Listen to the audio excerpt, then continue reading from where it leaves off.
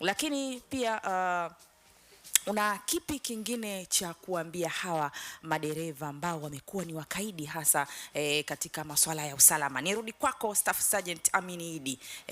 Hawa madereva ambao wamekuwa ni wakaidi, ni hatua gani za kisheria ambazo mnazozitumia katika masuala mazima ya ulinzi na usalama barabarani? Asante sana ndugu mtangazaji. Kwanza tunashukuru elimu hii ya usalama barabarani imeenea kwa kiwango kikubwa sana. Kwa hiyo madereva wanajua ni hatua gani ambazo wanapaswa kuchukuliwa. Lakini kwa mujibu wa sheria ni kwamba kwanza jeshi la polisi au askari wa usalama barabarani wamepewa nguvu kisheria. Wakati mwingine wanaweza wakachukua hatua hapo hapo barabarani, na ndio maana utaona kwamba kunakuwa na tozo za papo kwa papo. Ile sio kwamba tu inafanyika kwa takwa la askari, hapana, lipo kisheria.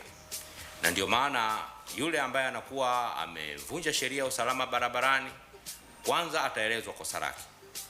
Kwa hiyo baada ya kuelezwa kosa lake ni kwamba kama anakubaliana nalo basi ataadhibiwa pale pale. Lakini kama hakubaliani na kosa alilolifanya, basi kuna utaratibu wa kuandaa mashtaka dhidi yake. Na baada ya kuandaa mashtaka ni kwamba dereva huyo atafikishwa mahakamani. Sasa mahakama nayo ina taratibu zake za kutoa adhabu.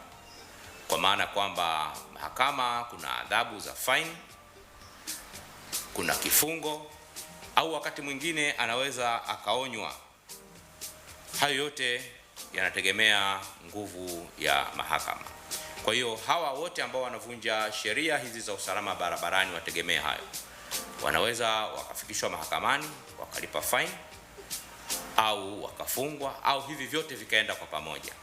Kwa hiyo ni vitu ambavyo madereva hata wamiliki pia, kwa sababu sheria haiwaachi salama pale wanapokuwa wanashiriki katika haya makosa ya uvunjifu wa sheria hizi za usalama barabarani. Kwa maana kwamba utaona kuna makosa mengine hata mmiliki hawezi kuyakwepa. Kwa mfano kwenye swala hili la ukaguzi wa hivi vyombo vya moto ambalo ndio tunaenda nalo sasa, ambalo ndilo linawika, hili wajibu mkubwa uko kwa wamiliki zaidi. Sasa pindi vyombo vyao hivyo vitakapokuwa havikufanyiwa ukaguzi na vikakutwa viko katika hali ambayo sio nzuri kwa matumizi, basi waelewe kwamba wao watakuwa ni watu wa kwanza kushughulikiwa kwa mujibu wa sheria. Lakini na dereva pia naye hata kuepa hilo. Kwa hiyo tuona ni kwamba hapa watu wote wawili watakuwa wanashiriki katika adhabu